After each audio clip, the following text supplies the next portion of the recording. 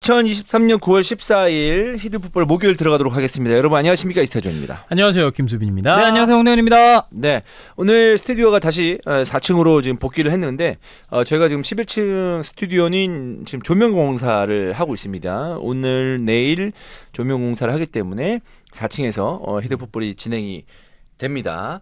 자, 그리고 클린스만 감독이 이제 몇 분 전에 인터뷰가 끝났는데 클린스만 감독이 이제 우리나라에 지금 온 것은 본인의 의지가 아니다라는 얘기가 정황상 봤을 때는 나올 수밖에 없는 얘기잖아요. 그리고 그 전문 보면 이제 더 자세하게 얘기하겠습니다만 제가 잠깐 봤던 것 중에서는 되게 표정이 좋더라고. 그래서 아니 뭐 근데 클린스만 감독 표정 늘 계속 좋았잖아. 그래서 우리가 시즌 초랜다 부임하고 얼마 안 됐을 때는 그런 얘기도 했었습니다.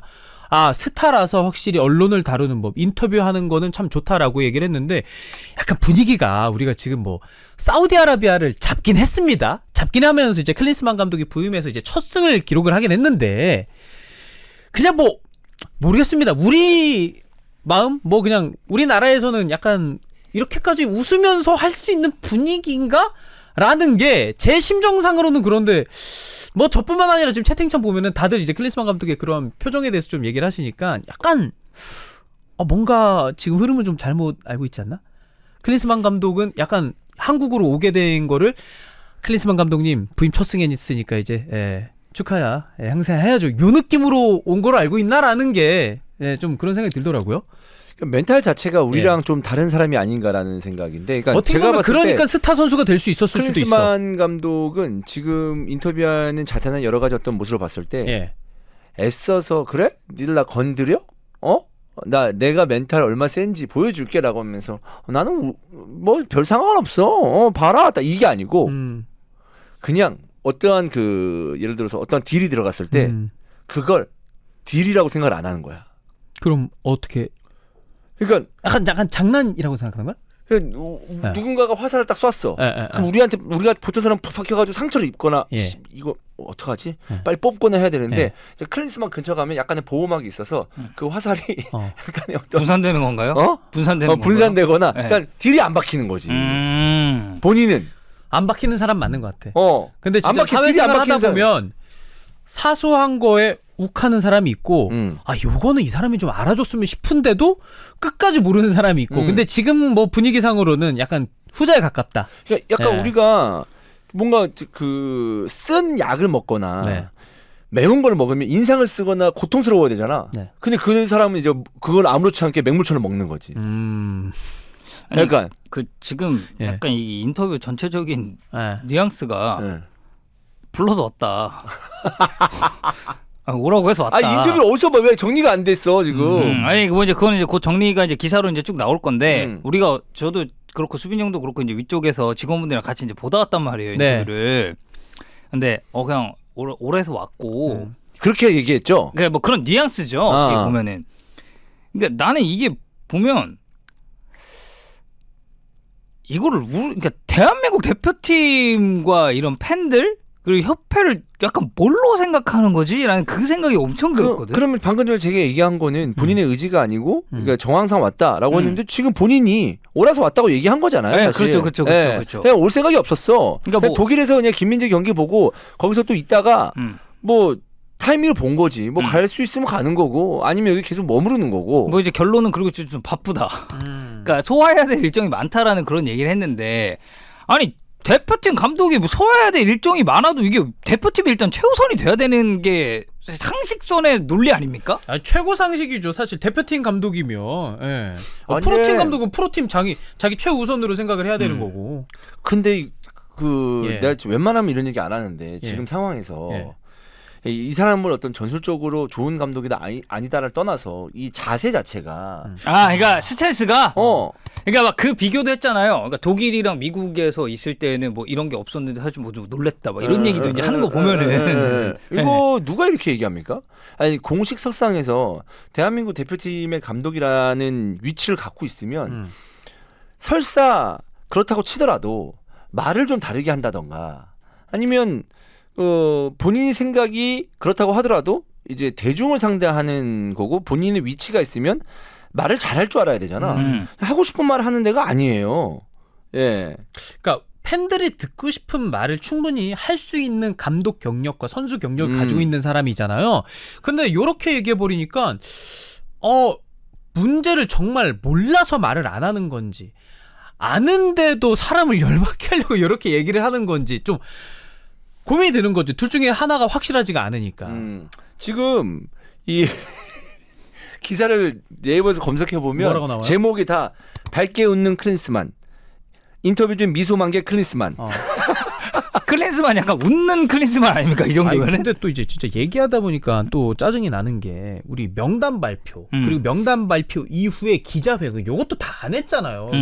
사상 초유의 일들이 벌어지고 있는 거 아니야. 이제 다른 나라도 그렇게 안 해. 그게 다른 나라도 그렇게 하고 선진 축구 뭐 우리나라보다 피파 랭킹이 높고 월드컵 토너먼트에서도 좋은 단계 높은 단계 올라가고 피파 랭킹 높은 팀들이 만약 이렇게 하고 있으면 이런 게 추세인가? 이렇게 생각할 수도 있는데 그런 것도 아니고 사상 초유의 일을 벌이고 있는데 급하게 한국 돌아와서 이렇게 인터뷰하는 거 보니까 이거 좀 화가 화나지. 나네. 화나. 나 얘기하다 보니까 화가 나네 갑자기. 이거 화날 수밖에 없죠. 왜냐하면 무시받는 것 같잖아. 예. 되게 무시하는 것 같잖아. 아니 이거 우리 대표팀 아시안컵 급하고 좋은 성적 내야 되고 월드컵도 이게 4년이라는 게 금방 간다고 예선 치르다 보면. 그리고 선수 풀이라는 게 지금 당장 우리가 좋은 선수 있는데 2, 3년 후에 월드컵 당장 본선 갔을 때 좋은 폼을 유지할 수 있을지 없을지도 모르면은 미리미리 단계에 맞춰서 프로세스에 맞춰서 준비가 돼야 되는데 지금 이 아시안컵 초반 단계부터 이러고 있으니까 이게 맞나 싶네 갑자기 근데 인터뷰도. 이 외국인 감독이 이렇게 해버리면 네. 진짜 답이 없구나. 그래서 진짜 신중해야 되겠구나라는 생각입니다. 왜냐하면 만약에 한국인 감독이 클린스만 같은 성격이야. 네. 근데 이렇게 못합니다. 왜냐하면 절대 못하지. 왜냐하면 한국에서 살아야 되기 때문에. 네. 그리고 한국에 가족이 있기 때문에 본인이 만약에 이민 가지 않는 이상, 이민 갈 생각이 없는 이상 클린스만처럼 못하거든요. 평생 따라다닐 거 아니야. 못하지 어떻게. 근데 클린스만은 괜찮아. 왜냐면 이렇게 하고 개판 쳐놓고 그냥 돌아가면 돼. 상처받는 건 우리야. 사실 슈틸리케도 약간 그 느낌이잖아. 그래, 그 느낌이잖아.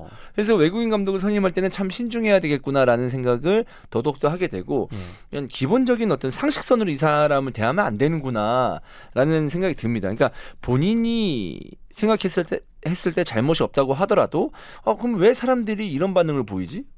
왜 그럴까? 문제가 뭘까? 라고 생각하는 게 보통 사람의 어떤 수순이라고 볼 수 있는데 클린스만은 왜 이래?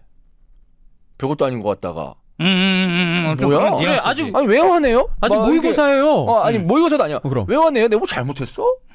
나는 그냥 내가 하고 싶었는데 너한테 피해 준 거 없잖아. 그냥 왜 이러는 거지 이 사람들이? 옆에서 듣는데 존나 열받네. 왜 이래? 트랜스만 아니야? 왜 존나 열받네? 왜 화났어요? 얘기하니까 머리살 좀. 기분 좋게 갑시다. 뭐 세상이 망하는 것도 아닌데 약간 이런 느낌인 거지.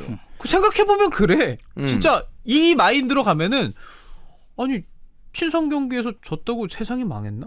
대한민국이 망하고 있나? 아니, 본선 가서 잘할 수도 있는데 왜 지금 이렇게 하는 거지? 난 준비 잘하고 있는데 요 느낌일 수도 있는 거지. 아니 근데 뭐 전수 예를 들어서 그런 것 같아. 지금까지 경기를 치르면서 1승 2개 문제가 아니라 6경기에서 나아지는 게 보이고 선수 기용에 있어서 K리그에서 누가 폼 좋으니까 누구 데려가야지. 그리고 황희찬 선수를 뭐 사우디전에서 왼쪽에 섰습니다만은 첫 번째 웨일즈전에서 이제 오른쪽에서 출발했다가 왼쪽으로 돌렸잖아요. 이런 것까지 우리가 감안해서 보면 아니 우리나라 선수에 대한 파악이 제대로 되고 있는 거야?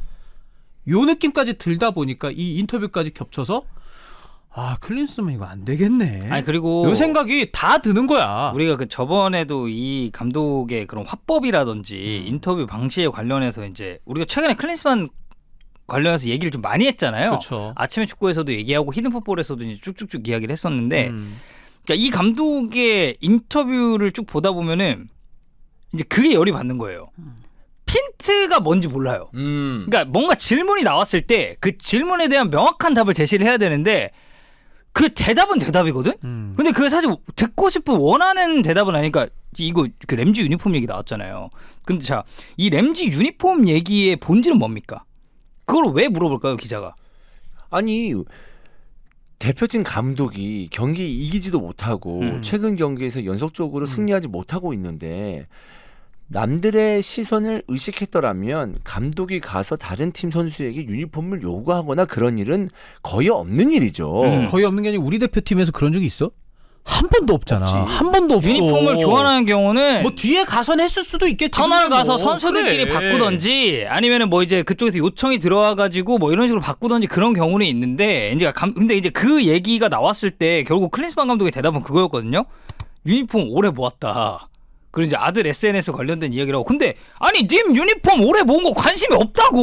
그러니까 왜 어쩌라고. 했어요? 그러니까 그 얘기를 왜 하냐고. 아니 유니폼을 오래 모았으면 사. 아 그치. 돈 많잖아. 돈 많잖아. 렌즈 유니폼 그거 뭐 레어템이야? 그럼 사서 마킹해서 갖고 있으면 되잖아. 어? 이제 그 말을 좀 그렇게 답답하게 하고 짜증나게 그냥 이거 클린스만 감독 인터뷰 보고 이거 화내면 안 된다니까. 나도 지금 잠깐 욱했는데. 그러면 내가 약간 지는 거야. 우리 패패패 3패야 지금. 나도 하다 보니까 말하다 보니까 짜증나네. 왜 이렇게까지 얘기를 하고 있지? 네.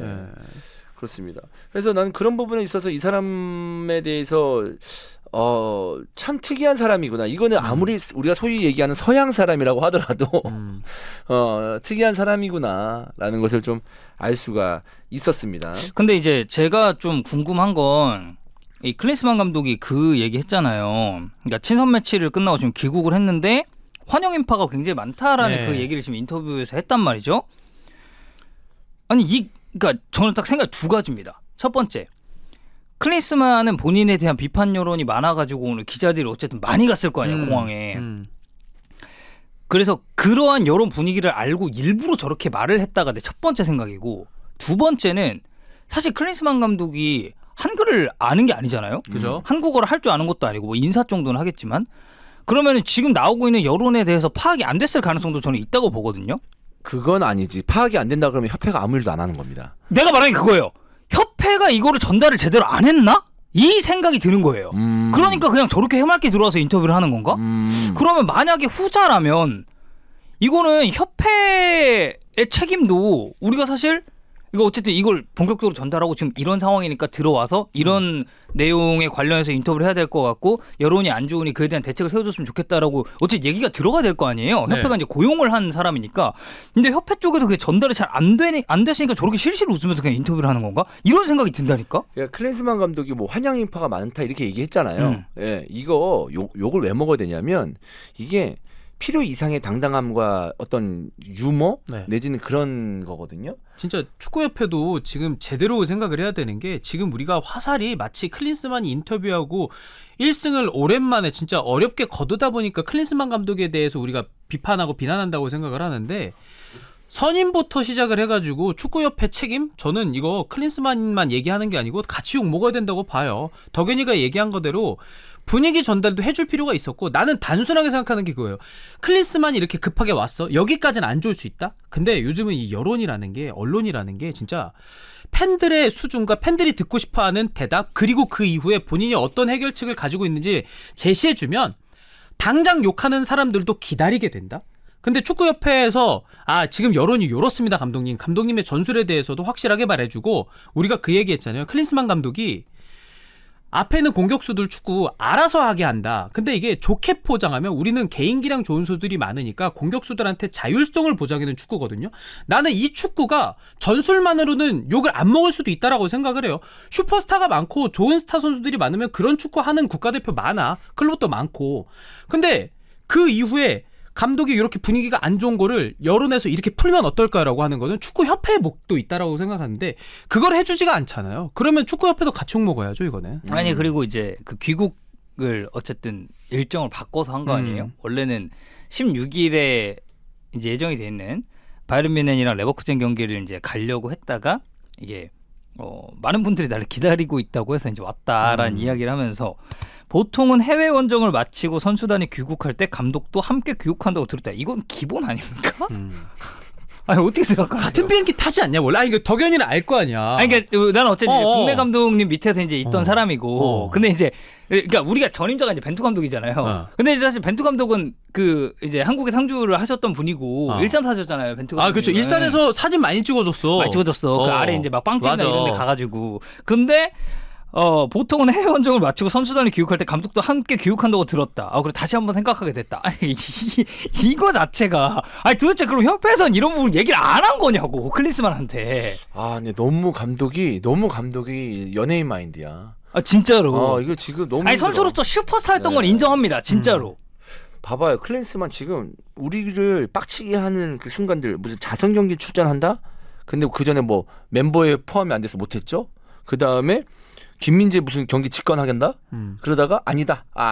야 K리그 보고 이렇게 확인하러 국내 들어온다. 이게 지금 이 사람 하나 때문에 뭐가 이렇게 오락가락 이 몇 주 동안 A 매치 기간 동안 열흘이 되는 이 A 매치 기간 동안 오락가락 이게 지금 몇 번째냐고. 자 애초에 클린스만 감독이 귀국한다라는 게 대서특필이 됐잖아요. 지금 일정을 바꿨다. 뭐 한국 여론에 못 이겼나 이러면서 이제 그 귀국 보도가 나왔는데 벤투 감독 재임할 때 벤투 감독 한국 귀국한다고 기사 나온 적 있습니까? 없어요. 없지. 감독이 같이 귀국한다는 게 기사가 나온다는 이 지금의 작태가 일단은 비상식적이라는 이야기를 먼저 해야 될 것 같고 뉴스가 나오는 것 자체가 코미디죠 어떻게 보면. 아니 뭐 채팅창에서 뭐 마녀사냥 한다고 그러는데 우리가 무슨 마녀사냥을 합니까? 그리고 몇 분들이 저는 네. 이제 뭐 채팅뿐만 아니라 네. 막 댓글이나 이런 거 보이는 것 중에 진짜 확실하게 하고 싶은 얘기가 벤투 때도 그렇게 까고 클린스만 때도 깐다 똑같이 깐다 뭐 이런 식으로 얘기하시는데 달라요 여러분. 벤투 때는 그 기용이라던가 선수 교체 늦은 거에 대한 비판이었고 지금 클린스만한테 우리가 얘기하는 거는 축구 전술뿐만 아니라 여러 가지가 다 포함이 되어 있는 겁니다. 그거는 좀 확실하게 미리 말씀을 드릴게요. 근데 사실 네. 오늘은 축구 얘기 그 뭐 클린스만 감독의 어떤 전술적인 선택이나 축구 얘기를 주로 한다기보다 오늘 국내에 오랜만에 왔는데 오랜만에 해서 인터뷰하는 어떤 그 내용들이나 인터뷰하는 스킬을 봤을 때 이 사람에 대해서 더욱더 확신을 갖게 돼서 앞으로가 걱정돼서 그렇습니다. 네, 앞으로 이 감독과 우리가 이제 소통을 하는 데 있어서 팬들이 그리고 우리가 클린스만 감독의 말을 이제 받아들이는 입장에서 참 답답한 일 더 많겠구나라는 생각이 들어서 네, 참 걱정된다. 네, 그래서 토로하는 장이죠 지금. 네. 토로의 장이야 진짜. 네, 토로의 그 장. 답답함을. 아. 네. 그리고 성토. 결국에는 뭐 저희 이스타 TV뿐만 아니라 예. 굉장히 많은 언론사 그리고 뭐 축구계 소식을 다루는 그런 이제 유튜브 채널이라든지 다양한 플랫폼에서 이제 축구 관련 이야기를 하시는 분들의 공통적인 의견은 이번 인터뷰도 아마 듣고 나면은 좀 화가 뻗칠 가능성이 높다. 그리고 그렇게 크게 변하지 않은 스탠스로 인터뷰를 할 것이다라고 예상을 했는데 그 예상이 틀리지 않았죠. 지금 상황 자체가. 그래서 이제 지금 나오고 있는 불만이 더 커지는 것 같고 한 가지 이제 좀 확실하게 해야 될 것은 이게 클린스만 감독도 클린스만 감독인데 이거 협회도 진짜 생각 잘해야 돼요. 그래. 어쨌든 선임을 한 주체는 대한축구협회고 그러면 이제 대한축구협회에서 클린스만 감독이 이런 행보를 보일 때 이거에 대한 뭔가 대안책이 있어야 될 거 아니에요? 그럼 뭐 그거 가지고도 말이 많았잖아요. 한국에 상주하는 것이 진짜 계약서 안에 들어있느냐. 근데 이제 계약서 안에 들어있다면 이거는 명백하게 얘기했을 때 클린스만 감독은 약간 뭐 계약 위반이 아니냐 이런 얘기도 어쨌든 계속 이제 돌고 돌았으니까. 그래서 이거는 협회 역시도 이거 책임 피해가기가 쉽지 않다라고 저는 생각을 합니다. 동감합니다. 네, 그렇습니다. 기사가 좀 나오고 있는데 네, 우리가 얘기했던 내용들이 다 지금 들어가 있는 그런 내용들이고. 그래 사실 되게 영양가 있는 그런 내용은 아니라서. 그런 거 같네요. 네, 아시안컵까지 좀 기다려달라라는 얘기인데 뭐 어쩌겠습니까? 우리 기다릴 거예요. 네. 아니 기다리고 우리 당연하잖아요. 우리 응원하고 기다릴 거야. 그래, 네, 아시안컵까지 클린스만 감독이 계속 선임이 돼 있는 상태에서 아시안컵 가요. 근데 우리나라 대표팀 응원 안 하고 야 클린스만 꼴 보기 싫으니까 우리나라 대표팀 떨어졌으면 좋겠다라고 생각하는 사람 누가 없어요. 없어. 당연히 응원하지. 아니, 그리고 나는 아시안컵 우승하는 모습 보고 싶다니까. 그러니까 나는 그런 것 같아. 우리 축구 팬들 수준 높아지고 우리 대표팀이 정말 이번만큼은 아시안컵 우승해야 되는 전력도 맞다라고 생각을 하니까 더 지금 감독이 이렇게 인터뷰하고 이런 거에 더 걱정이 되는 거야. 그런 거야. 고3 아들이 있다? 애가 공부 잘하는지 못하는지 모르겠어. 근데 성적표 가져오라고 하면 안 줘. 근데 엄마 나 잘하고 있어. 좀만 기다려. 잘하고 있어. 근데 엄마 입장에선 재수까지 전해줄 형편이 안 돼. 수능 딱 잘 봐야 돼. 근데 애가 그러면 믿음이 가겠냐고. 안 가지. 안 가지. 난 그런 거 비슷하다고 봐. 네. 아니 근데 성적표도 나와 있어요 지금. 그래 성적표도 네. 우리가 본 거지. 네. 네. 이제 1승. 네. 모의고사 성적표를 보고 있는 거니까. 네, 더 이제 나아진 모습을 이제 보여줬으면 좋겠다라는 생각인데. 경험담 아닙니다. 네. 좀 그 여러분도 이제 그 클린스만 이야기 계속하는 거 지겨우시죠? 네. 저희도 그만 좀 했으면 좋겠어요. 네. 그렇습니다. 저희도 그만하고 싶습니다. 예. 네, 근데 할 얘기는 해야 되고 그리고 그 클린스만이 잘하고 대표팀이 부정적인 이슈가 안 나왔으면 하는 마음도 우리는 갖고 있어요. 네, 맞습니다. 근데 클린스만이 또 이게 복귀? 잠깐 들어와서 한국 컴백. 한국 컴백. 한국 들어와서 또 인터뷰를 했기 때문에 그 인터뷰 내용에 따라서 한번 이야기를 한번 나눠봤고요. 저희도 이제 앞으로 클린스만 이야기를 좀 딥하게 하는 상황이 좀 많이 없었으면 하는 바람이 있습니다. 또 A매치 브레이크였으니까. 네, 그렇습니다. 빨리 리그가 재개돼서 네. 이번 주말에 재개되니까 다음 주부터는 축구 이야기 담백하게 좀 하는 시간을 가졌으면 좋겠습니다. 다른 감독들의 소식도 들리고 있습니다. 네. 네. 일단 차비 헤르난데스 감독 지금 재계약이 거의 좀 확실시 되고 있죠. 로마노 쪽에서 그리고 유력한 기자 쪽에서 나왔고 데쿠가 지금 이제 바르셀로나에서 또 이제 열심히 일을 하고 있기 때문에 차비 새 계약 받을 자격이 있고 곧 마무리될 것이다. 우리는 차비가 이 새로운 프로젝트, 그러니까 우리가 가고자 하는 프로젝트에 헤드 코치로서 굉장히 신뢰를 보내고 있다라는 얘기를 했습니다. 차비 감독이 지난 시즌 2022-2023 라리가를 이제 우승을 했죠. 근데 어쨌든 이 감독이 지금 비판받고 있는 포인트 중 하나는 토너먼트에서의 약세. 그죠. 유로파를 갔음에도 어쨌든 타이틀을 따내지 못했고, 그리고 올 시즌 바르셀로나가 승점은 쌓아요. 근데 경기를 막상 보면은 뭔가 경기력적으로 합격점을 주기에는 힘든 경기들이 좀 많거든요. 그래서 바르셀로나 팬들은 그 부분에 있어서 사비 감독이 조금 더 개선된 모습을 보이기를 좀 많이 바라고 있지 않을까 싶긴 합니다. 사실 라리가에서 우승을 차지했는데 챔피언스리그에서 뭐 8강, 4강 이렇게 못 가면 사실 라리가 팬들뿐만 아니라 특히나 바르셀로나 팬들 입장에서는 그 부분이 굉장히 불만일 수밖에 없고, 사비 헤르난데스는 바르셀로나의 엄청난 레전드인데도 불구하고 이 토너먼트 성적이 받쳐주지 못한다면은 바르셀로나의 팬들의 지지도 아무래도 좀 떨어질 수밖에 없는 상황인데, 그렇다면 이제는 정말 챔피언스리그 다가오면서 이제 경기 치르지 않습니까? 네. 치르지 않습니까? 정말 증명하지 못하면 사비 헤르난데스에 대한 평도 정말 많이 바뀔 가능성도 아하. 있는 시기다. 네. 이렇게 봐야 되지 않을까요? 좋습니다. 또 독일 대표팀 이야기가 나오고 있는데 나겔스만이 독일 대표팀을 갑니까? 갈 것 같은데요, 지금 분위기상. 진짜? 예. 뭐 아직 확실히는 모르고 사실 나는 아닌 것 여기에는 같은데. 클린스만 감독도 후보군에 있긴 했어요. 있긴 하죠, 클린스만도. 예. 그래서 나겔스만이 지금 유력하다 뭐 이런 얘기가 나오는 건 아니잖아요. 그냥 네. 후보 중에 한 명이잖아요. 지금. 근데 이제 그런 얘기가 있어요. 어쨌든 지금 바이언으로부터 이제 나머지 급여 관련된 부분을 나겔스만이 수령을 하고 있는데 이제 지난 3월에 이제 감독 교체가 됐죠. 시즌 말미에. 근데 이제 바이에른 뮌헨이 독일 대표팀 감독으로 만약에 나겔스만 감독이 부임을 하게 된다면 위약금 없이 이제 계약 해지를 이제 하겠다라는 이제 그런 얘기를 했고, 독일 대표팀이랑 바이에른 뮌헨 친선 경기를 이제 한번 추진을 하고 나겔스만의 연봉 전액을 독일 축구협회에서 이제 좀 부담을 해야 된다는 조건을 내걸긴 했습니다. 이 친선 경기 같은 경우는 원래 이제 한지 플릭 감독이 독일 대표팀에 이제 부임할 당시 내걸었었던 조건이긴 한데 성사가 안 됐고, 네. 한지 플릭이 어쨌든 경질이 됐잖아요. 이제 최근 몇 년간의 독일 축구의 역사를 돌아봤을 때 이 감독이 경질당한 사례가 없었잖아요. 네. 그러니까 뭐 사임을 하거나 아니면 계약 기간이 끝나가지고 팀을 떠나거나 이런 사례는 있었는데 이제 먼저 이제 내친 경우는 이제 없었기 때문에 지금 독일 대표팀이 흔들리고 있는 와중에 나겔스만 역시도 지금 후보군에 좀 리스트업이 돼 있다. 생각해보면 진짜 클린스만 길게, 레브 길게 이렇게 쭉 갔었다가 독일 대표팀이 중도에 특히나 이제 한지 플릭 같은 경우는 엄청나게 이제 기대감을 갖고 갔는데 이번 경기 결과 때문에 이제 경질이 됐으니까 좀 신기하긴 하네요. 사실 상황이. 한지 플릭 감독은 이미 뭐 월드컵 시작하는 단계부터도 선수 기용 그리고 맞아요. 선수 선발 관련해서 잡음이 굉장히 많았었고 네. 특히나 이제 뭐 클로스터만 기용이라든지 뭐 훈멜스의 미발탁 이런 부분에 있어서도 비판을 굉장히 많이 받았었던 감독이기 때문에 성적 부진이 따라왔을 때 이에 대해서 책임을 지는 거는 당연한 수준일 수밖에 없었습니다.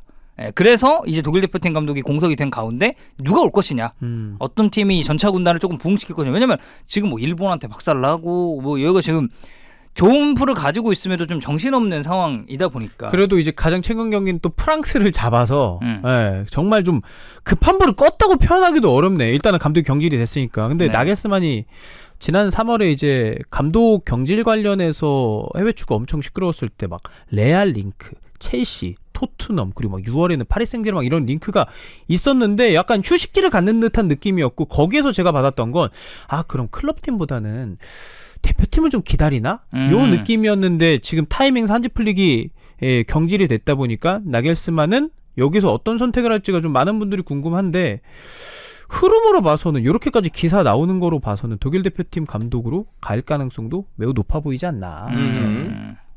좋습니다. 램파드 감독이 새로운 팀에 갈 수도 있다 얘기도 나왔습니다. 근데 이제 이거는 신빙성이 높은 쪽에서 나온 소스는 아니에요. 또 램파드 감독의 최근의 모습을 봤을 때는 신빙성이 높을 리가 없죠. 네, 그렇죠. 네. 이게 90미닛을 인용한 골닷컴의 보도가 이제 네. 나왔는데 2022-2023 시즌에 올림픽 리옹이 이제 7위를 했습니다. 그리고 이제 로랑 블랑 감독이 당시 팀을 이끌었었는데 지금 시즌 초반 스타트가 너무 안 좋았고 너무 안 좋죠. 얼마 전에 그 영상이 나왔죠. 리옹 팬들이 선수들 이렇게 불러 모아가지고 마이크 잡고. 맞아. 그래서 한국에선 대전에서 했던 거 비슷하다. 그 대전 맞아요. 콜리더 분이 그거 하셨잖아요. 예. 열정이 없다. 지금 유니폼 입고 이제 뛰고 있는 그 의미를 좀 잘 생각을 해야 된다. 이제 리옹 팬들도 약간 그런 영상이 이제 공개가 됐었는데.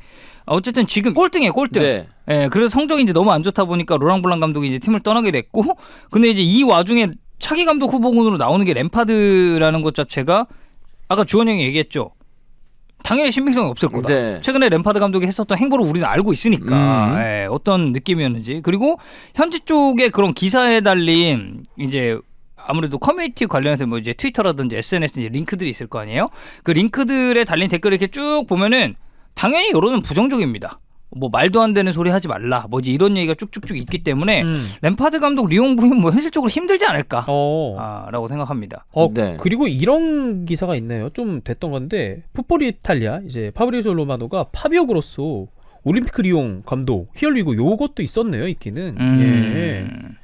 예전에 이제 그로소가 리옹에서 뛰기도 했었고. 그렇죠. 예. 그로소 하면 이제 또 이제 월드컵에서 그 추가 시간 결승골의 또 이제 주인공. 그렇죠. 얼마 전에 델피에로 전 선수가 예. 또 이제 그 청희 형이랑 인터뷰를 하지 않았습니까? 거기서도 그로소 얘기가 한번 나와요. 네. 06년 월드컵을 우승하는 데 있어서 그로소의 골에 관련해서 이제 멘트를 좀 했는데 굉장히 좀 오랜만에 들어보는 추억의 인물이 아닌가. 2006년 독일 월드컵. 그렇죠. 자, 다음 이야기 한번 해보도록 하겠습니다. 아시안컵 그리고 네이션스컵 이야기인데요.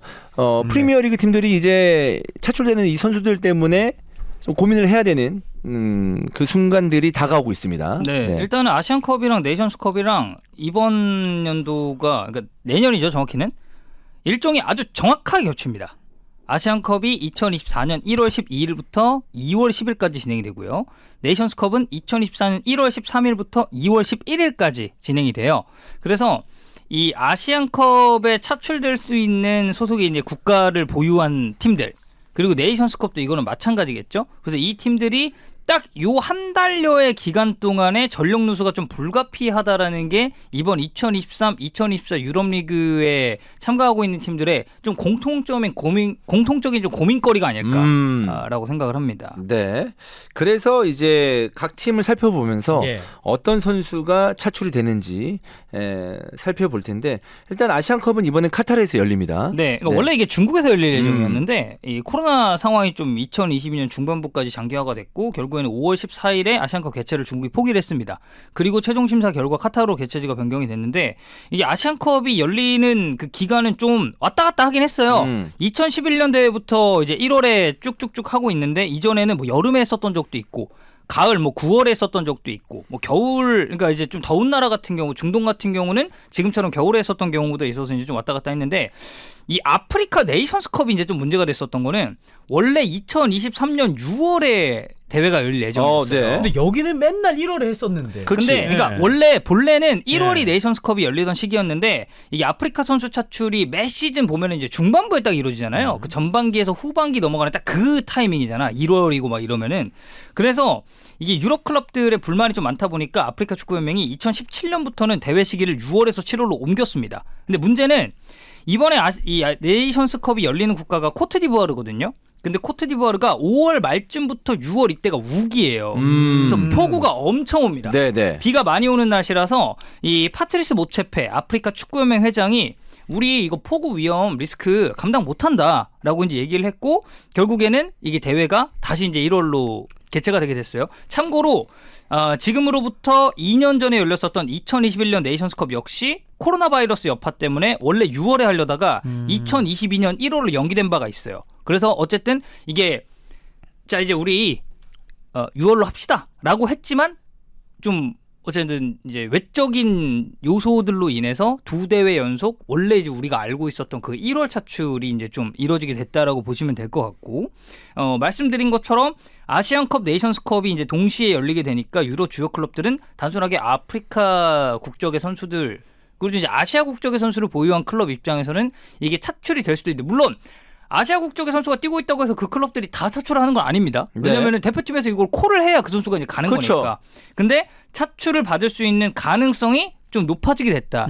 그리고 특히 여기서 이제 가장 얘기가 많이 나왔었던 거는 다양한 국가 그리고 다양한 선수들이 뛰고 있는 프리미어리그에 대한 타격을 이제 해외 쪽 언론에서도 보도하는 경우가 굉장히 많아졌죠. 지금까지는. 네. 자 그럼 하나하나 살펴볼까요?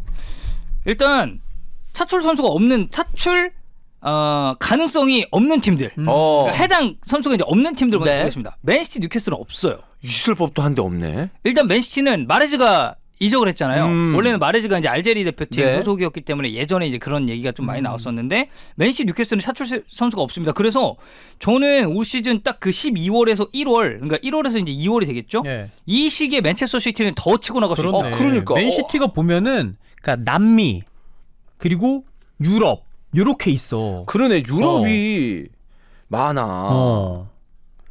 로드리도 스페인이고 그쵸. 그다음에 알바레즈도 아르헨티나고 뭐 우리 홀란- 센터백 그래 홀란 에드르슨 노르웨이고. 골키퍼도 이제 아니 아프리카 브라질이고. 선수가 아무도 없네. 없어요. 그래서 맨체스터 시티는 차출 해당 선수가 없습니다. 아예. 네. 근데 이 점은 뉴캐슬도 마찬가지예요. 네. 그래서 이 두 팀은 이 딱 모든 팀들의 핵심 선수가 약간 이탈하는 그 시기에 치고 나갈 가능성이 좀 높다. 오. 이렇게 봐야 될 것 같죠. 네. 그러니까 좀 강팀이기 때문에 느껴지는 여파가 저는 더 클 거라고 생각을 하거든요. 왜냐면 그때가 딱 그러니까 그런 얘기 있잖아. 프리미어리그에서 그 뭐 크리스마스 반환점 돌기 전까지 1위인 팀이 결국 그 시즌에 리그를 우승을 한다라는 그런 얘기가 확률이 높죠. 있듯이 네. 크리스마스가 지나고 조금 있으면 그리고 막 박싱데이 어쩌고 하고 나면 이제 아시안컵, 네이션스컵이다 해가지고 선수 차출하고 이제 훈련 들어가고 이제 이런 거니까. 근데 그 시기에 상위권을 수성할 가능성이 맨체스터 시티도 그렇고 뉴캐슬도 그렇고 상당히 좀 높다라고 지금은 봐야겠죠. 좋습니다.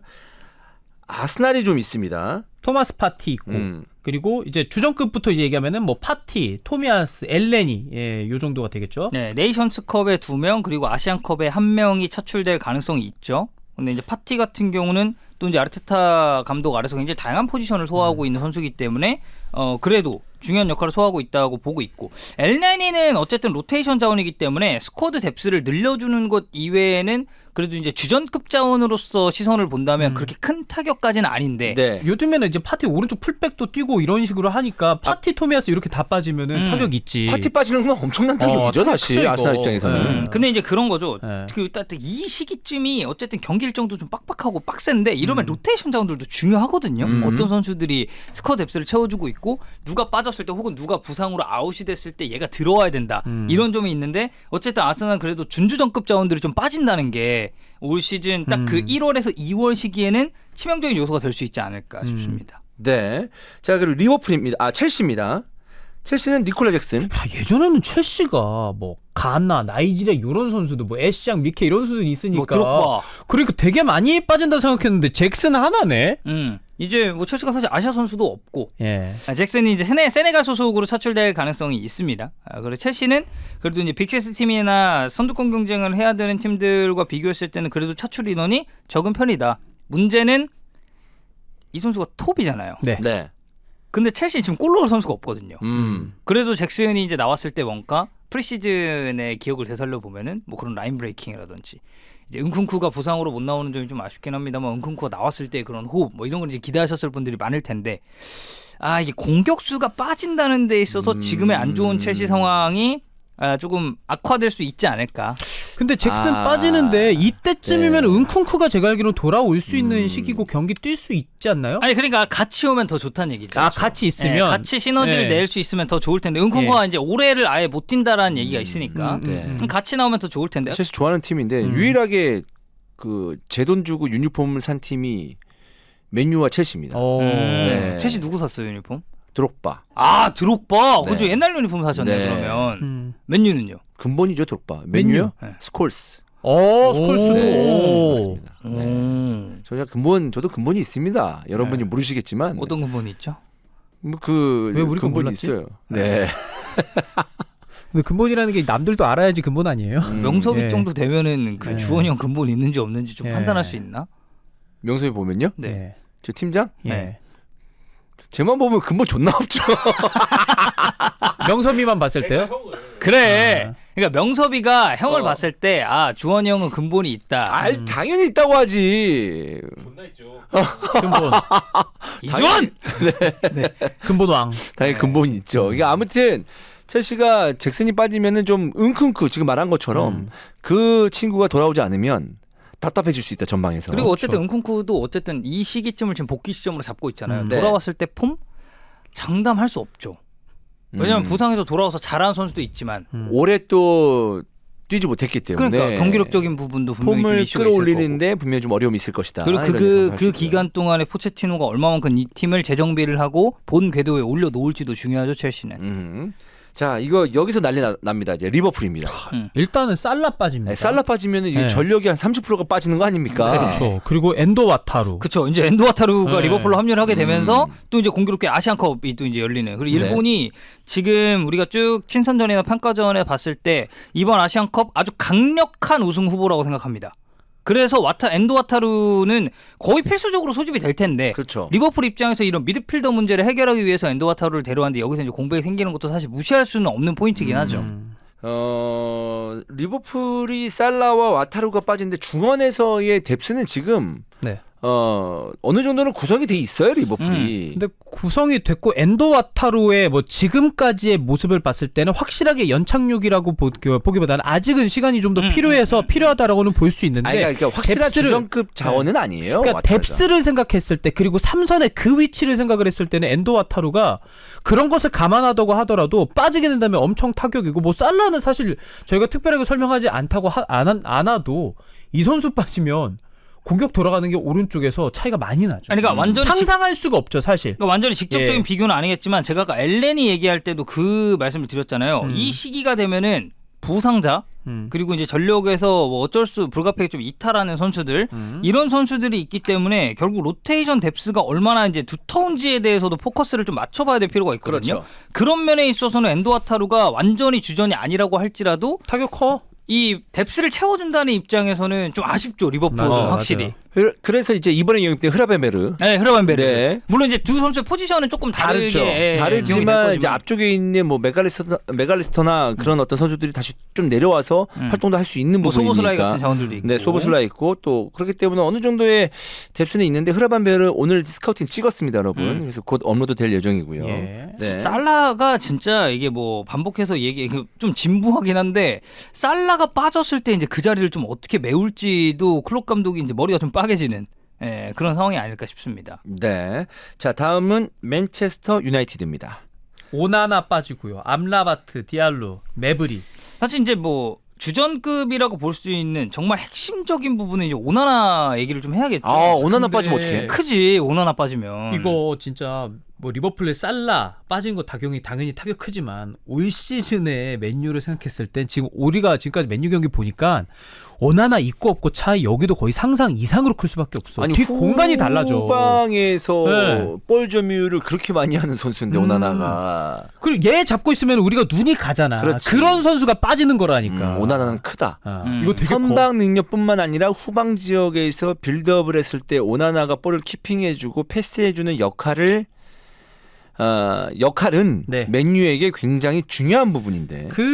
지난 시즌의 맨유는 그냥 뭐 4-3-3이라고 우리가 뭐 포지션상으로 표기할 수 있다면 올 시즌은 무조건 1-4-3-3이에요. 오나나 무조건 뒤에 들어가서 후방 빌드업의 위치 자체도 낮아졌고 오나나가 있기 때문에 상대 압박을 벗어나는 좌우 롱패스도 이제 시작이 되고 있으니까. 지금의 포인트는 예. 보통 전술을 얘기할 때 4-3-3 예. 필드 플레이어 위주로 말하지만 예.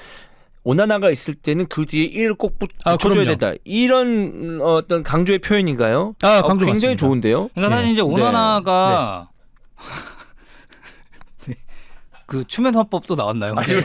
아니 이거는 진짜 칭찬이에요. 네. 진짜 제가 이분한테 욕 과 진짜 칭찬을 들어봤어요. 근데 진짜 칭찬은 거의 안 나와서 저도 긴가민가하지만 이건 진짜 칭찬이에요. 이거는. 예전에 우리 그 예. 라이어 게임 할 때 예. 서로 진실의 눈 확인했었잖아요. 예. 그 진실의 눈 확인했나요? 이거는 진실이었어요. 완전 진실이다. 네, 진실이었어요. 가끔 이상한 추면 화법이 있습니다만 이거는 괜찮아요. 예, 이건 칭찬 맞습니다. 혹시 네. 그 추스라이팅 당해가지고 그렇게 생각하시는 건 아니죠? 정신 나갈 것 같아요. 저는 항상 그런 생각을 합니다. 예, 이제 예. 저희 방송을 보고 계시는 굉장히 많은 분들은 예. 이제 주원이 형의 저런 드립이나 좀 예능적인 요소를 좋아하시는 분들이 예, 굉장히 예, 많잖아요.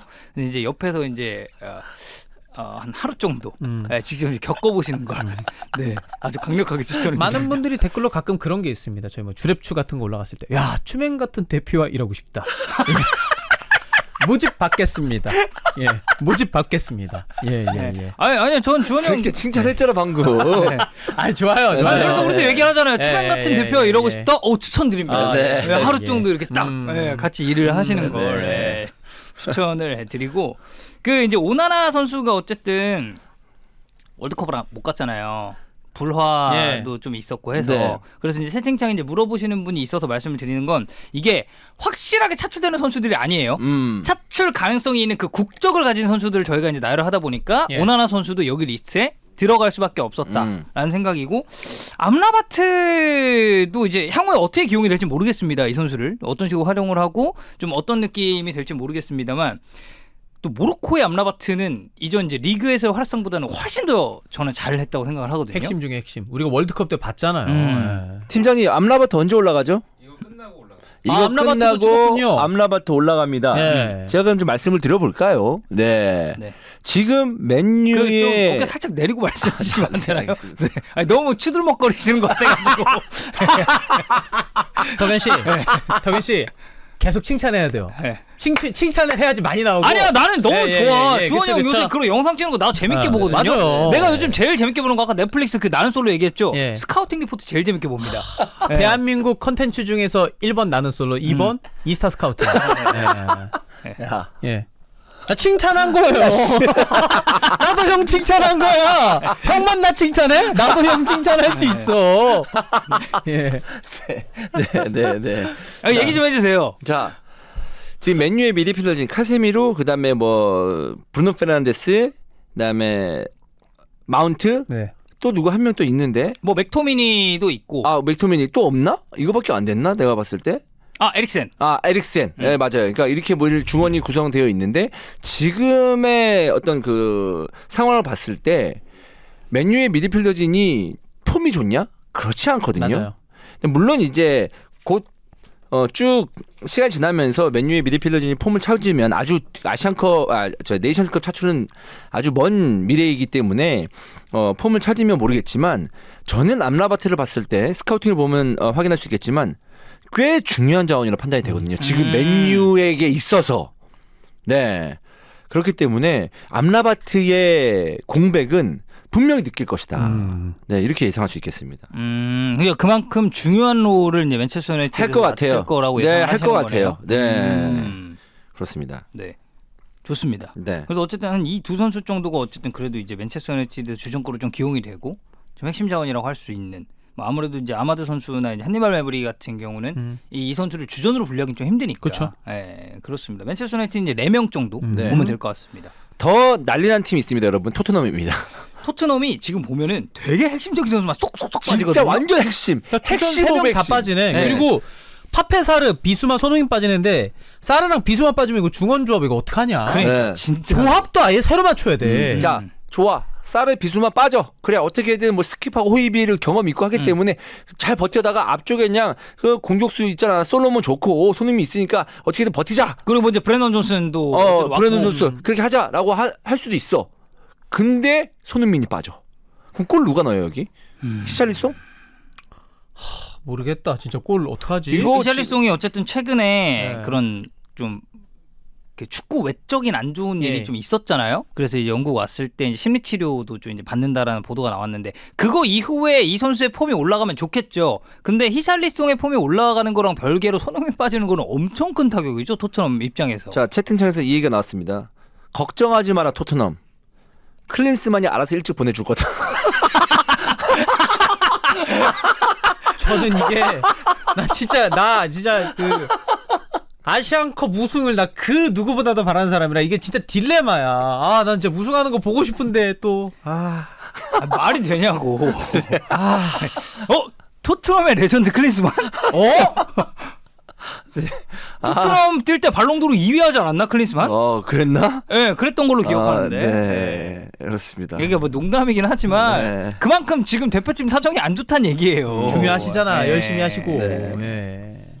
그리고 사르랑 비수마는 지금 이게 아예 중원 조합으로 굳어 있고 위에 이제 뭐 메디슨 이렇게 빼고 이제 수비라인 바로 위쪽에 있는 이 두 선수인데 비수만 올 시즌 하는 거 보면 이게 대체가 누구로 해야 되나 싶긴 하거든요.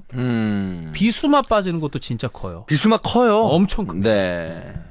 파페사르도 어쨌든 잘하고 있으니까. 그렇죠. 벤탄쿠르가 빨리 복귀를 해야 되겠는데. 네. 벤탄쿠르가 좀 이제 어쨌든 빠진 기간이 있으니까. 네. 토트넘은 그렇습니다. 되게 핵심인 자원 3명이 다 빠진다고 보시면 맞습니다. 됩니다. 다음은 웨스트햄입니다. 네. 그러니까 저희가 오늘 이거를 쭉 정리를 하면서 어쨌든 빅6를 기본 전제로 깔고 가면서 지금 상위권에서 좀 경쟁하고 있는 팀들을 넣어봤거든요. 웨스트햄 상위권입니다 올 시즌. 네, 웨스트햄 괜찮아요. 아게르드 빠지고 쿠두스 카나 대표팀 그리고 이제 코네 그리고 벤라마 이렇게.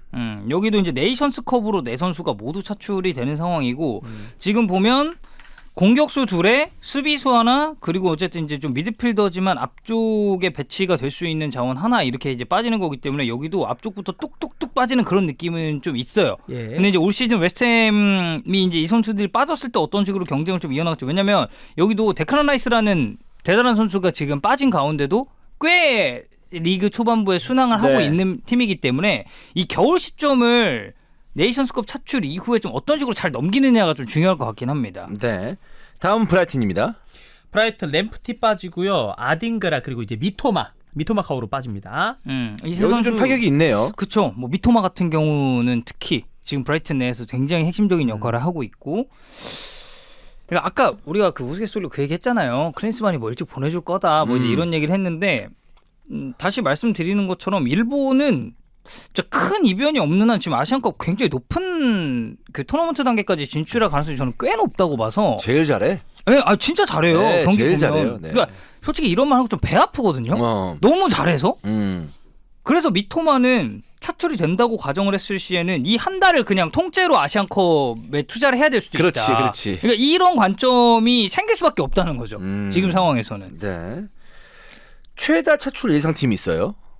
노팅엄 포레스트. 네. 여기는 8명인데 8명이요. 아시아권 선수는 없고 다 네이션스예요. 네. 미야카테, 쿠야테, 오리에, 윌리볼리, 상가레, 아원이 빠지고 에메넬 데니스랑 올라이나 이렇게 빠져요. 지금 보면 세네갈에서 2선수 네. 그리고 코트디부아르에서 3선수 그리고 코트디부아르는 또 개최국이기 때문에 이번 네이션스컵에 어쨌든 굉장히 많은 포커스를 맞출 가능성이 높단 말이죠.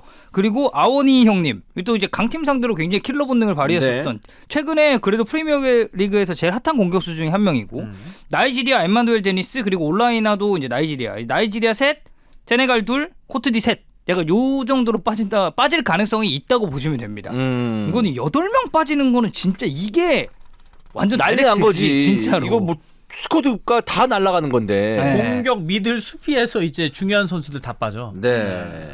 그렇기 때문에 노팅엄은 걱정이 좀 클 것 같다라는 네. 얘기를 좀 해보겠습니다. 죄송한데 황희조 선수 저희가 무시하는 게 아니라 황희조 선수는 노리치로 지금 임대를 갔기 때문에 노팅엄에서 언급은 안 한 겁니다. 저 크리스만이신가요? 이제 9월 2일에 갔는데 네, 이제 네, 뭐 이제 네. 공교롭게도 시기가 그러다 보니까 네. 헷갈릴 수 있죠. 네. 그렇습니다. 자, 다음 이야기 해보도록 하겠습니다. 최근에 나이지리아 공격수들이 굉장히 좋은 모습을 보여주고 있습니다. 이게 덕현이가 대본 썼잖아요. 네. 대본 구성에 이제 노팅엄 얘기하면서 아원이 프리미어리그에서 정말 핫하다 얘기했지만 이 선수가 지난 시즌 올 시즌 해가지고 리그 7경기인가요? 6경기인가요? 7경기군요. 네. 지금 연속골입니다. 그 정도로 핫한 선수가 있고 나이지리아 멤버 보잖아요. 우리 다 아는 선수들이야. 그리고 다 핫한 선수들. 네. 네이션스컵에 참가할 국가들이 발표가 됐습니다. 그래서 지금 이제 그 리스트를 쭉 보면 어쨌든 이제 많은 국가들이 참가하는 우리도 이제 아시안컵 하면은 예. 아시아에 있는 굉장히 많은 나라들이 어쨌든 이제 대회에 출전을 하잖아요. 그래서 이제 24개 팀이 이제 결정이 됐고 이게 나이지리아 공격수가 지금 굉장히 좀 전성시대를 맞았다라는 평가가 외신 쪽에서도 아주 많이 나오고 있습니다. 네. 일단 주목을 받을 수밖에 없는 1등 공신은 오시멘이죠. 아프리카 최고의 공격수 중 하나. 또 이제 지난 시즌 나폴리 경기를 굉장히 입중계를 또 많이 했기 때문에 오시멘에 대해서는 그 주원 형이 척척박사거든요. 네, 척척박사. 네. 척박. 네, 정말 좋은 선수죠. 네, 그리고 저는 이 선수가 뭐 득점에 대한 그런 욕심, 그 다음에 어떤 경기에 대한 어떤 집중도, 되게 그리고 파이팅 넘치는 팀의 어떤 스피릿을 올려주는 그런 행동들이 너무 마음에 듭니다. 박수맨 아니야, 박수맨. 너무 좋은 선수예요. 예. 네, 저는 이 선수 나중에 굉장히 그러니까 저는 이 선수가 뭐 홀란드처럼 30골 40골 넣을 수도 있겠지만 그런 느낌의 선수라기보다 20골 이상 넣어주면서 그 이상으로 팀에 도움이 돼줄 수 있는 선수다. 저는 이렇게 판단을 합니다. 그 저희가 오시멘 선수 관련해서 9번 스트라이커의 이적 관련해서 이제 연쇄 이동이 일어날 가능성이 높다 이런 얘기하면서 9번 중에서 누가 좋냐, 뭐 벤제마는 사우디 같고 그러면은 그때는 이제 민행 가기 전이었으니까 케인 있고 오시멘 있다. 둘이 비교를 했습니다. 근데 우리 그때 셋이 찬우 형까지 셋이었는데 저 덕현이 찬우 형 모두 케인이 위라고 손을 들었거든요. 근데 그렇게 케인이랑 비교할 수 있는 9번 공격수 자체도 몇 없는데 그 중에 하나가 오시멘이다. 물론 부상이 가끔 있는 게 좀 아쉽긴 합니다만은 올 시즌도 리그 3경기 나와서 3골 넣고 있어. 되게 잘합니다.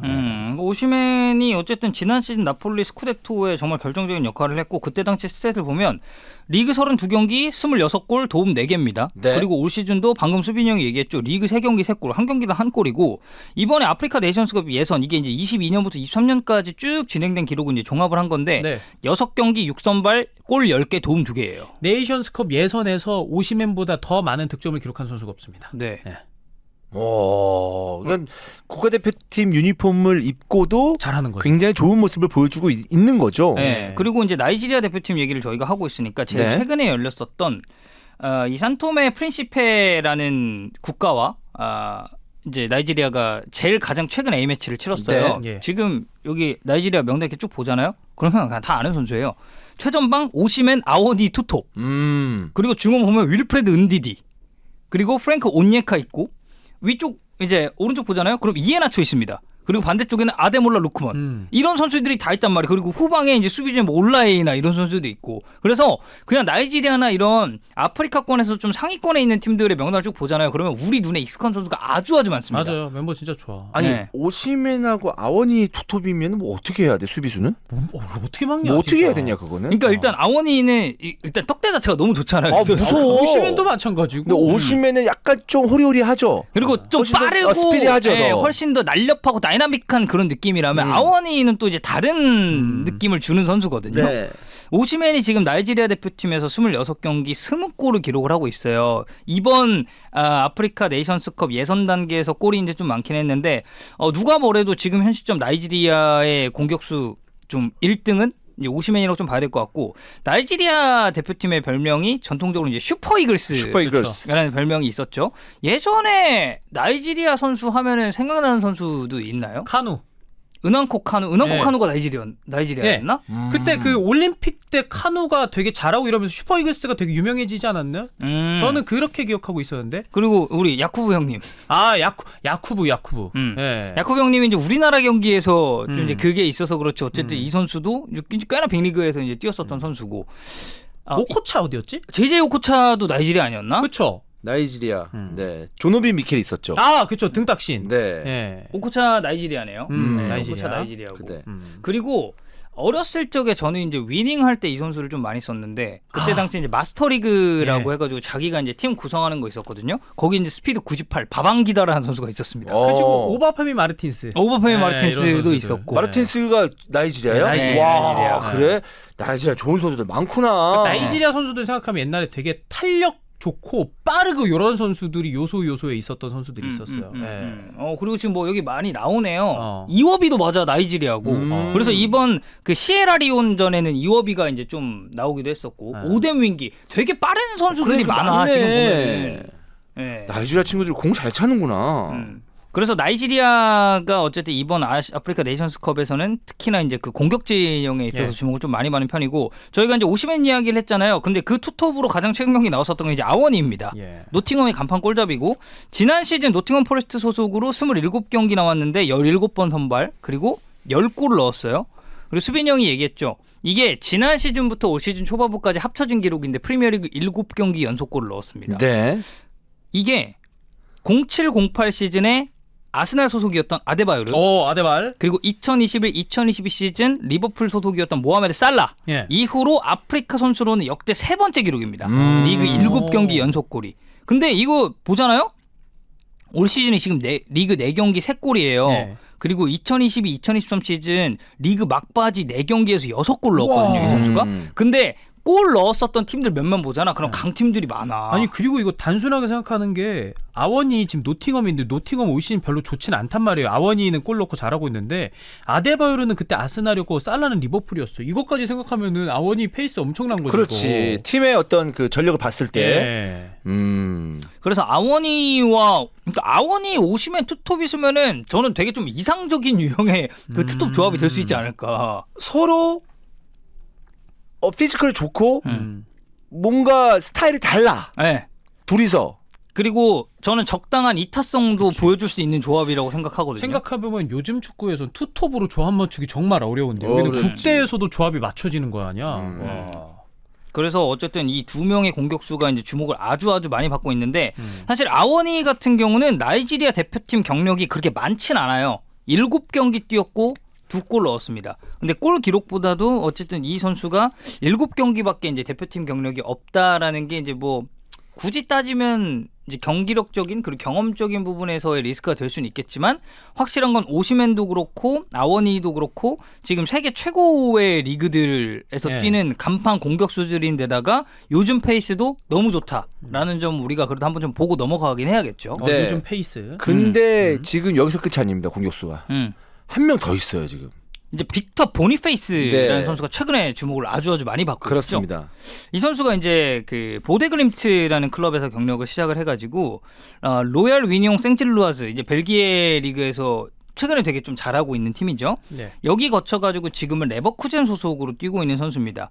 2022-2023 시즌이 이 선수가 어떻게 보면 그러니까 물론 보데글림트에서도 이 선수 경기력은 주목을 좀 많이 받았었는데 벨기에 리그에서 37경기 골 9개 도움 8개 그리고 유로파 리그에서 진짜 좋았었죠. 10경기 6골 그리고 도움 나름의 하나. 실력이 있는 거야, 그러면. 보데글림트에서 뛸 때도 유럽 대항전에 나왔을 때 보니페이스가 되게 스포트라이트를 많이 받았었어요. 왜냐면 보데글림트는 냉정하게 봤을 때 뭐 챔피언스 리그가 됐든 유로파 리그가 됐든 어떤 리그가 됐든 상대적으로는 조금 이제 주목을 덜 받고 언더독 입장에 놓을 수밖에 없는 팀인데도 그 안에서 보니페이스가 보여줬었던 페이스가 좀 좋았거든요.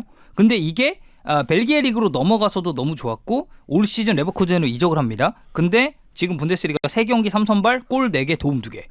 무서운 선수입니다. 키가 1m 92예요. 네. 네. 피지컬이 아주 좋아요. 자, 이번 주말에 바이에른 뮌헨하고 레버쿠젠 경기거든요. 그렇죠. 김민재가 김민재 보니페이스 나올 와, 수도 있죠. 이거 여러분 주목해 주세요. 보니페이스와 김민재. 네. 그리고 저도 최근에 진짜 보니페이스 핫하니까 좀 찾아봤는데 보도에서도 21-22 시즌에 660분 리그에서 그 정도 뛰었으니까 어린 선수보다 보니까 선발 출전 경기가 많지는 않거든요. 그래도 100분에 한 골 가까이 넣어요. 득점력이. 그 어렸을 때도. 그리고 덕현님 말대로 로얄 위니엄 거쳐서 지금 레버쿠젠에서는 완전 뭐 터졌다라고 봐야 되는 시즌인 거죠. 터지는 계속해서. 시즌이 된 거죠, 그렇죠, 이번 시즌이. 그렇죠. 예, 지난 시즌도 이미 조금 포텐을 보여줬다라고 보면은. 그러니까 보면 포스트 플레이 그리고 상대 선수 경합하는 데 되게 능하고 지금 지난 시즌 벨기에 리그부터 올 시즌 분데스리가 이제 초반부의 페이스를 봤을 때 득점력도 아주 좋고 그리고 발도 느린 편 아닙니다. 발 이제 속도도 상당히 준수한 선수인데 근데 이 선수는 되게 최근에 국대에 발탁됐어요. 이번 9월 A매치가 첫 소집이었습니다.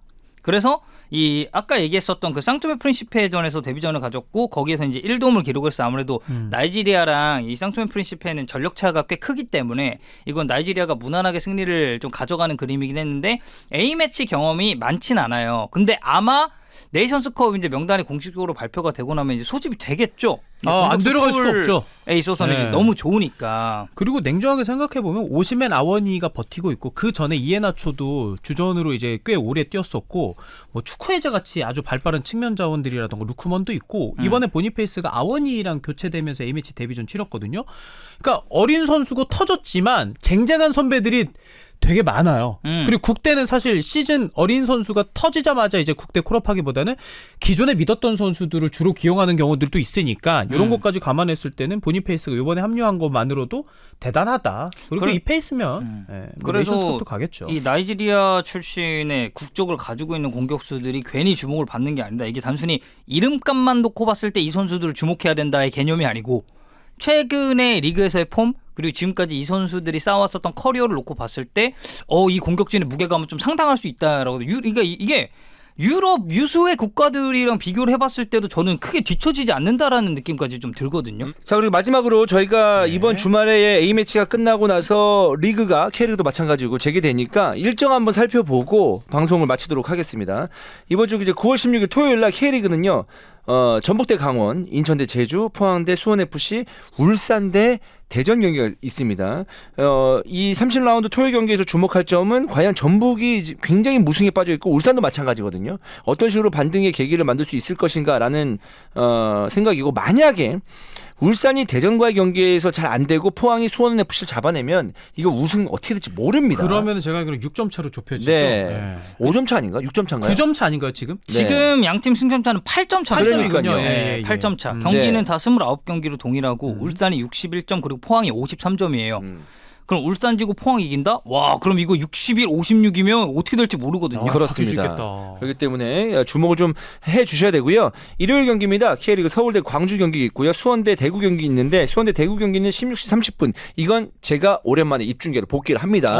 수원 대구. 네, 이번 라운드부터 제가 이제 입중계를 복귀를 하니까요. 저와 함께 같이 즐겨주시면 될 것 같고. 서울 광주 재밌겠네. 네, 서울 광주 재밌을 것 같습니다. 왜냐하면 이 두 팀 지금 붙어 있거든요. 네. 광주가 3위 승점 45점 그리고 서울이 4위 43점. 이 서울이랑 전북이 승점은 같은데 광주와 서울의 경기는 누가 이기느냐에 따라서 순위표가 바뀔 수가 있는 경기예요. 그렇습니다. 따닥따닥 붙어있는 매치라서. 서울 홈이에요. 2시에 하거든요. 요즘 날씨 좋잖아요. 가서 좀 직접 가서 보시는 것도 재밌을 것 같습니다. 이 경기 진짜 재밌을 거예요. 네, 시간 되시는 분은 직접. 저는 사실 수원대구 입중계 없으면 서울 광주 직접 가서 보고 싶다 이 생각도 있었거든요. 그리고 요새 광주가 이제 제가 이제 다음 라운드 전북 광주 이제 광주 전북이죠. 광주 전북 경기를 이제 중계를 하는데 제가 그래서 최근에 이제 광주 경기를 좀 많이 보고 있단 말이에요. 전북은 사실 제가 뭐 기본적으로 팔로잉도 많이 돼 있고 좀 이제 옛날 얘기 같은 것도 많이 알다 보니까 이제 광주 쪽을 집중해서 보고 있는데 와, 광주 축구 진짜 재밌습니다. 재밌어요. 진짜 재밌어요. 그렇습니다. 그러니까 이 멤버를 가지고 이런 정도를 뽑아낼 수 있다라는 게 이정현 감독이 참 대단하지 않나 싶기도 하고. 좋습니다. 자, 그리고 이제 프리미어리그로 넘어가 보도록 하겠습니다. 울버햄튼 리버풀 8시 반으로 시작이 되는데 이 경기 저희가 중계를 하고요. 입중계 중계하고 그리고 맨유와 브라이튼, 토트넘과 셰필드. 이 정도면 셰필드 정도면 어때요? 토트넘 또 손흥민 선수 연속골 기대해봐도 되는 거 아니겠습니까? 그리고 이제 아무래도 이번에 A매치를 웨일즈랑 잉글랜드에서 했으니까 그렇지. 컨디션 좋잖아. 컨디션 유지할 수 있지 않을까. 네. 그리고 웨스트햄 맨시티 있습니다. 그리고 새벽에 바이에른 뮌헨과 레버쿠젠 경기가 금요일에서 토요일 넘어가는 새벽에 03시 30분에 있는데 이때 이강인 선수도 동시에 경기를 펼쳐요. 근데 이강인 선수가 선발이 될지 안 될지 모르겠지만 어떤 경기를 입중계를 할지 지금 아직까지도 고민을 하고 있는 상황이지만 바이에른 뮌헨과 레버쿠젠 경기가 워낙 빅경기고 방금 얘기한 것처럼 김민재 대 보니페이스. 이걸 봐야 될 것 같습니다. 그래서 바이에른 뮌헨 대 레버쿠젠 경기를 아마 이번 주말 입중계를 시작하는 경기가 되지 않을까라는 생각이고요. 그리고 역시나 본머스 첼시 중계도 저희는 들어가도록 하겠습니다. 그리고 이건 세리에 소식이긴 한데 올 시즌 첫 번째 데르비 델라 마도니나 인터밀란과 AC 밀란의 경기가 예정이 돼 있습니다. 이거는 이제 일요일 넘어가는 새벽 1시고 또 이제 세리에 팬분들은 이런 경기 되게 또 이제 빅매치고 재밌는 경기가 될 거기 때문에 아마 주목도가 좀 높지 않을까 싶습니다. 또 이번 주말 마지막 경기는 에버턴과 아스날입니다. 에버턴이 최근에 좋지 못한데 아스날이 지난 그 맨유전 어렵게 승리했었거든요. 그 기세를 이어갈 수 있을지 부담스러운 에버턴 원정에 남아있는 아스날이 되겠습니다. 네. 자, 지금까지 오늘 준비한 히든풋볼 소식은 여기까지고요. 약간 좀 시간이 좀 짧게 끝난 느낌이 드는데 억지로 뭐 말을 늘릴 필요는 없으니까. 왜냐면 크리스만 감독 이야기를 좀 길게 하려고 했는데 사실 하다 보니까 별 내용도 없고 그래서 크리스만 감독 이야기를 길게 못하는 바람에 좀 방송이 좀 일찍 끝났습니다. 이번 주 목요일 히든풋볼 월화수목 다 끝났고요. 그리고 금요일 쉬고 또 주말 경기 입중계로 여러분을 찾아뵙겠고 다음 주 월요일에 히든풋볼 다시 찾아오도록 하겠습니다. 고맙습니다. 감사합니다. 감사합니다.